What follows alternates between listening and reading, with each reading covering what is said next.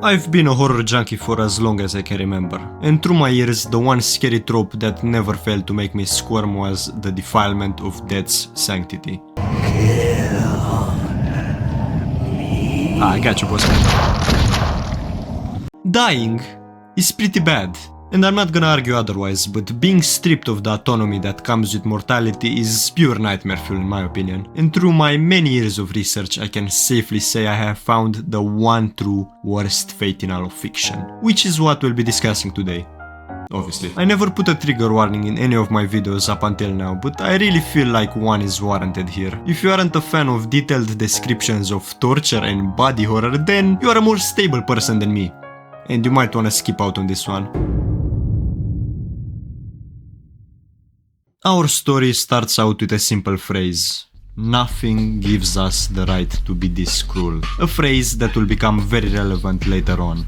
It's written on the wall of a derelict slaughterhouse that our protagonist, who I'm gonna call Ethan, has to drive by every single day whilst going to work. You see, Ethan has a very peculiar job, that being painting a wall. But he doesn't get paid 6 figures a year for a simple daubing job, no. After years of coating this same wall in resin and tar every single day, it became increasingly obvious to Ethan that he wasn't getting paid for his impressive brushstrokes, but for keeping something sealed off. Each time he returns, the previous day's coating looked faded, like it's been there 100 years. Something's on the other side, and it's drinking the fall concoction layer by layer. Ethan, the sane man he is, tries not to think about it too much, something made harder by the pilgrims.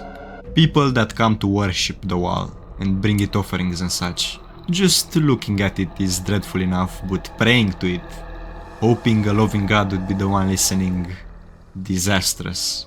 Interacting with it unprepared is catastrophic enough. A great example of this is one of Ethan's former drivers, who I'm gonna call Mitch. Mitch brought his friends along to camp at the abandoned slaughterhouse near the wall to get drunk and play games. Who the fuck brings their pals to a burnt down slaughterhouse that still smells like dead chickens, mind you, in the middle of the fucking desert during nighttime? A fucking genius with a bright future ahead, surely. I'm just gonna read out what Ethan found of them in the morning. When he didn't turn up for work in the morning, I drove myself up and found the remnants of their little party. One guy, still alive, was using the big snipper to amputate his arm 1 inch at a time. Little cubes of himself laid at his feet, many of them still moving. Another, some poor girl, was all tied up in the outer fence. At first, it looked like she'd tried running and got tangled in the waist-high wires. But when I got closer, I saw that a whole load of the stuff had been bunched up and was now running through her mouth and out the other end. No sign that it was ever removed from the post, so God knows how it got worked through her digestive tract like that, but at least she was dead by the time I found her. Ugh. Although judging by the finger marks she left in the sand, she'd hung there suspended for a good while, scrabbling at the dirt, desperate for purchase. The worst was the girl who'd been crammed into the cages, and I do mean plural. One cage less than 1 foot square had her torso all bent up and crammed in there, wireframe squeezing her belly fat and making shallow cuts that repeated over and over like the lines of a sketch or something. Another cage had her right arm, head, neck and shoulder. The ball and socket joint was dislocated so badly it nearly broke the skin. Beside it was another cage with her other arm and most of her back that had been whipped so bad there was hardly any skin left. Another cage had her pelvis. All in all, she was split across 8, maybe 9 cages, some of which were all the way on the other side of the room. And somehow, I don't know how, she was still alive. All of her at once. She was like a doll that'd been taken apart. I don't know how it was possible. She was even stroking her own face with an arm that wasn't attached no more, the fingers reaching through the bars as she quietly sniveled and sucked on her thumb. Broken, glassy eyes fixed me, but there was nothing behind them except despair. And the driver, all I found of him was a single foot sticking out of the wall. Acting on instinct, I grabbed his ankle and pulled, and the damn thing came away like I was carving up a well-cooked turkey. It just fell off, leaving a little bloodied knob of leg sticking out of the tar that kept on wiggling, letting me know its poor owner was well aware of what just happened. There was no helping him though, I knew that much, so I called my boss to pick up the others and got to work on my job because something that boy had done agitated the wall. The tar was fading fast, like water on hot sand, and I knew that if too much of the stonework underneath got exposed, then it would be all over for me. So I grabbed my tools and got to work and tried to ignore the way that what was left of his leg would thrash every time the hot brush touched it. Stayed like that for weeks, wriggling each time I painted the wall. You'd figure he'd suffocate or die of thirst eventually, but no, his leg just faded slowly over the course of a month or two, sensitive to the brush right till the end. If I had to guess, he's still there on the other side. That's its secret, you see, the walls. Just one of many secrets it has, but that's the one it plies with, and it's the one that works. Mortality is just a bit of clay for it to play with. Life, death, don't mean nothing to what's on the other side. If you would think this is the worst thing that happened to one of Ethan's drivers, I wouldn't blame you. But you would be wrong. Meet Hector, Ethan's longest lasting driver. He has a rough background, but that didn't stop him from becoming a loving family man with a wife and 2 little daughters. But he was slowly defiled by the wall in a way far more subtle than most. First, it took his fate. When Hector first met Ethan, he taught him to be a cynic for believing there's nothing after death. He was a God-fearing man that did not fear death, but standing before that wall hoping God would keep him safe had the faith drained right out. 2 years made him think nothing after death was optimistic. That's because the wall showed Hector what truly awaited them on the other side. Showed him in his dreams. It makes the things we do to our livestock seem gentle. Nothing but filth and misery, subservience and suffering. A despair that stretches out in all directions. Past, present, future. It consumes it all. Time has no meaning in those nightmares. It's like tracing a Mobius strip with your finger. Hector hated the slaughterhouse next to the wall all the same. Hated what it represented. Industrial farming, humans at our worst. Living things pressed in so close the wireframe metal would sometimes flame the skin like cheese wire and leave raw, swollen flesh exposed to hot desert air. Hector thought that maybe the wall was the progenitor of such cruelty, placing the idea in the farmers' heads from where it spread across humankind. Ethan thought that humans were evil for a lot longer than the wall has been around, but who knows how long it's been standing. Maybe it's been there from the beginning, leaking its infection into humanity like a splinter in hot flesh. Maybe it stood there alone in the desert for eons, knowing that history will bring Ethan and Hector to stand before it. Slowly but surely the wall defiled Hector's mind and soul, to the point Ethan started to find him standing before it. Not praying, but bargaining, negotiating. This all culminated in the barrel incident, which I'll just let play out. I'm not sure how he even found the barrels, but he did. I turned up one day and he was there sitting cross-legged with a massive steel drum barrel laid out horizontally just in front of him. I knew the story behind those barrels, just like I knew it ended with them being welded shut, padlocked, driven out 10 miles into the desert and buried as deep as 10 men could dig in a single day. How the fuck he got one out and rolled it all the way back to the farm, I'll never know, but the sight of it turned my blood to ice.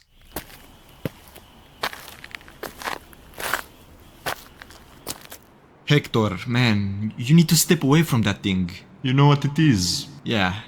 You know I dug around a bit back in the day. Got a lot of the stories about this place. You never told me this one. Didn't want to. Tell me now. Man, I don't want to. If you tell me, I'll leave. If you don't, I'm going into my truck and getting my tools, and I ain't leaving until it's open. Alright, it's just a story, is all. Those barrels were left behind from the farm. Back when it was still up and running, they'd take all the chicken shit, pack it up and sell it on to the other farms who used it for fertilizer.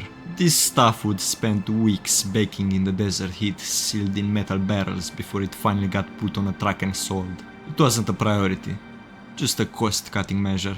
Loading them up on a pickup truck that came once a month was the sort of job they would give to newbies or guys who didn't look busy enough when the owner came round. Usually it was a group job, but one poor guy had the bad luck of being called up on a particularly hot day to do the loading all by himself. Maybe he pissed his supervisor off, or maybe the usual guys were off sick and they were short-handed. Doesn't matter.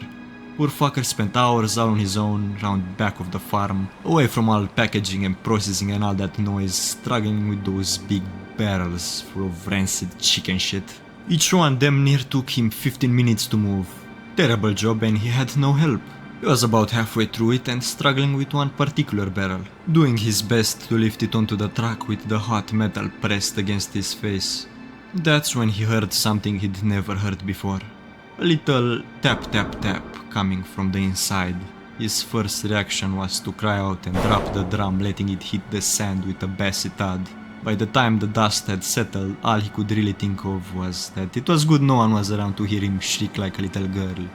He laughed it off, as you do. Figured it must have been something that had come loose and was knocking about. Bit of metal off the rim, maybe. So he took a breath and was just about ready to bend over and get back to the job when it happened again. This time he kept his composure, but the fear stuck around. Something about the rhythm of the knocks didn't sound quite right. He froze, couldn't bring himself to get any closer. He just stared at the thing, sweat running off his brow as the seconds ticked by. He was thinking something crazy. He knew it was nuts, and he knew it was only really bothering him because he was all alone and his imagination was running wild.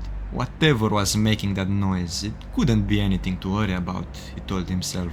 That barrel had been filled and sealed 3 weeks before. Nothing could be alive in there. So to put this idea out of his head, to prove his own imagination wrong, he walked up to the barrel and with a curled knuckle he rapped out the first part of 2 shaves and a haircut. And when he heard the response, that was when he started screaming like crazy. Drew the other workers over, and when they heard it too, they decided to call the cops. The official story was that those men turned up and found a body. A vagrant, they reckoned, who tried sleeping in one of the barrels but had the misfortune to still be there, passed out from booze when it got filled up, and the poor fucker drowned without ever coming to. The tapping sound was just his head knocking against the inside of the barrel. It's just another story of suffering. The wall attracts them, you know that. Lots of people die around that thing. Accidental deaths that are nasty as hell, but accidental nonetheless. There's more to it than that. When it was all done, they shut the farm down for the day, and those police and a couple strong workers drove every barrel in that shipment out into the desert and buried them deep, deep in the middle of nowhere. Now why would they do that?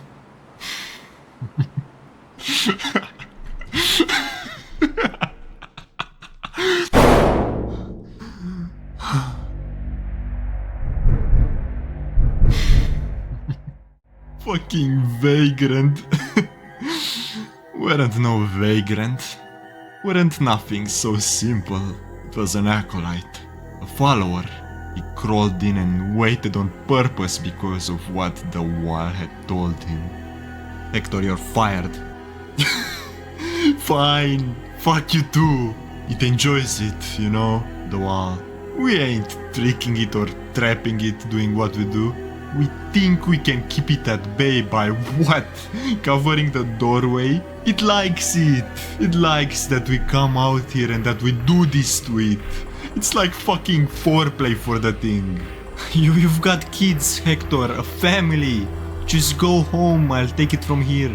Tell me the rest. You know the rest of the story, tell me. I think you already know. Say it! Right, you're right. I spoke to the cops. I found them and spoke to them and they told me what they saw.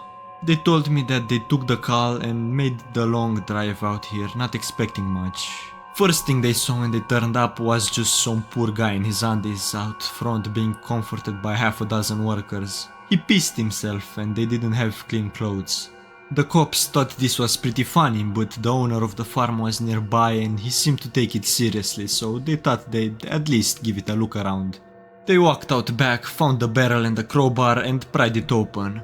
Not wanting to actually look inside, they kicked it over, baking hot barrel of chicken shit, and emptied its contents onto the bone-dry desert floor. Go on. And as they watched the bubbling brown goo disperse into nothing, they saw it. A nightmare. A skeleton of a man, his flesh steaming and skinless. A living figure who was somehow, against all odds, alive and reaching for his throat, gasping desperately. Those cops stood frozen with terror as they watched the man clear his own windpipe, digging shit out of his esophagus with his fingers before he took desperate breaths and started screaming and screaming. And not just about nothing either, told them about the dark secrets he'd learned as his flesh fermented in oily shit. Secrets about that desert, about the world and man's place in it. The doorway not far from where they stood that could tell them all about it if they only wanted to look. Yes, it's right fucking there. A way out. The wall is the only thing that can stop us from dying and crossing over into that endless fucking nightmare. It's a trick, Hector, you can't trust that thing. I don't have to. I've seen it. And if you were honest, you'd at least admit it scared the shit out of you too. There ain't no fucking heaven and hell. There's just that fucking farm. Only we're inside the cages, and our cruelty doesn't even compare to theirs. That is just a fancy idea they put into our head for fun. This is a fucking dream, and it's not even a good one. A rock in the middle of an infinite abyss. The smartest, strongest animal alive. Build skyscrapers, build space stations. Little Garden of Eden just for us. It's a joke! Can't you hear them laughing at us? They just wanted to hurt when we finally wake up. The best any of us can hope for is to put as much space between us and what's on the other side. Every second spent here and not there is a golden victory to be treasured. That's what that man came out of that barrel to scream about. That's the secret he was telling those workers. He was saying get into the fucking barrel too, because it's better than what's waiting for us.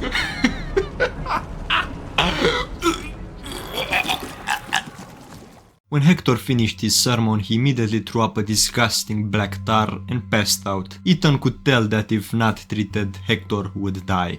So he drove him to a hospital and stayed with him until he was checked in. But he did so whilst leaving the wall unpainted. He knew that this would cause untold amounts of corruption to spread through the world, so he rushed back to the farm as fast as he could. By the time he arrived, the sun was already setting. Hysterical screams and sounds of celebration erupted from the slaughterhouse, and the wall glowed black in the darkness. Ethan grabbed his tools and started haphazardly throwing paint onto the wall. Up close, he could see something beneath it. Something pale and craggy, almost like the moon. He did a messy job, but in the end, it succeeded. The noise from the farm and the light from the wall both dissipated, and Ethan could only laugh at how close he was to letting the world get defiled by whatever lurked on the other side of that vile monolith. He laughed as he looked at his hands and saw the burn marks that didn't get registered by his brain due to the adrenaline. And he was still laughing when the barrel opened, and what he saw was vile. The stories didn't do it justice. Decay is transformative. All death becomes new life. You ever seen what happens to a whale at the bottom of the sea? But death, decay, even as it fertilizes and nourishes, it still is at its core entropic. You know, something organized becomes disorganized. The body turns to mulch, even if for a while it flourishes with the new life of maggots, worms, bacteria and fungi. It's an arrow.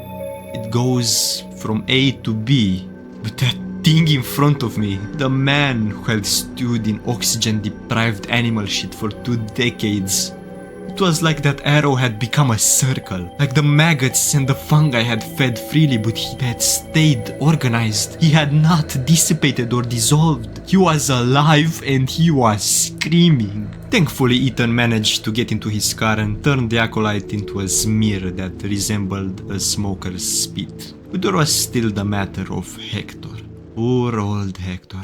When Ethan got back to the doctors, they told him that nobody visited, which was odd considering Ethan left his family's contact details. Maybe he gave them the wrong number, is what he desperately wanted to believe, even though he knew that wasn't the case. What the fuck have you done? I found a way.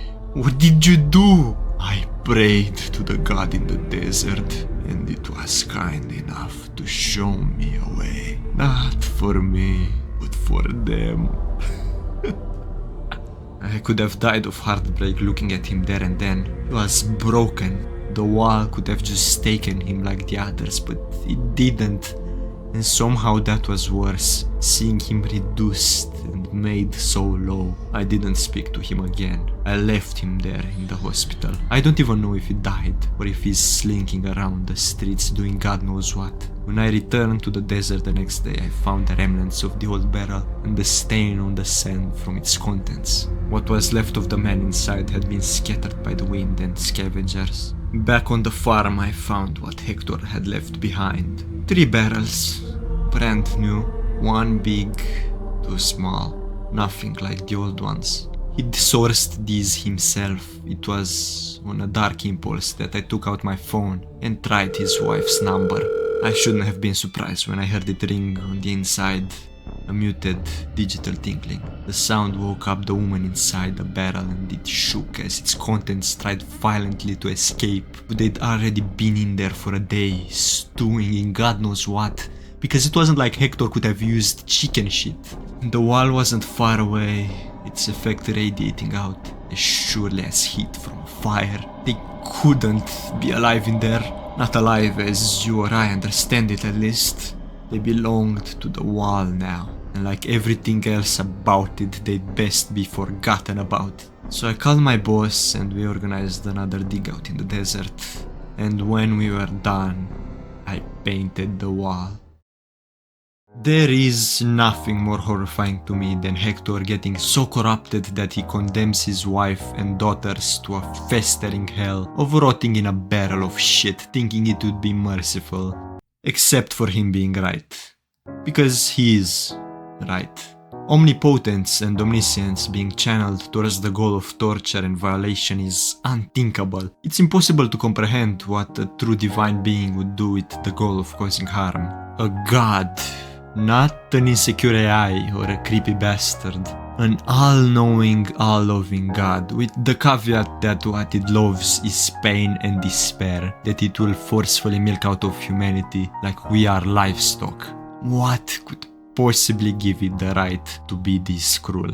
The way this author crafts the feeling of pain into your mind is like how Bob Ross paints a happy little tree. I can confidently say that Christian Wallis is the king of writing fates worse than death. Luckily, this isn't the only story he wrote about this dreadfully delightful world. He wrote many, actually. Maybe I'll make some more videos about them sometime.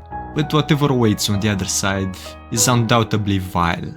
And even though we don't get an answer that explains in detail just how evil that afterlife is, I think it's better that way. If that mystery gets solved, it would become a lot less scary, and maybe we don't know exactly what it entails, but we do know that it will be shared indiscriminately with every human alive. From the cruelest serial killers to infants that got no more than 1 breath in before being taken to the maws of the god in the desert. And we know that it's worse than rotting into a barrel of shit for centuries. It's worse than being constricted to a time-dilated piece of paper. It's worse than desecrating every bit of soft tissue in our body with a rusty nail. It's worse than becoming a twitching shadow plastered on a wall, screaming in silence for eternity. And it's better than what I'll do to you if you don't like and subscribe. See you next time, creatures.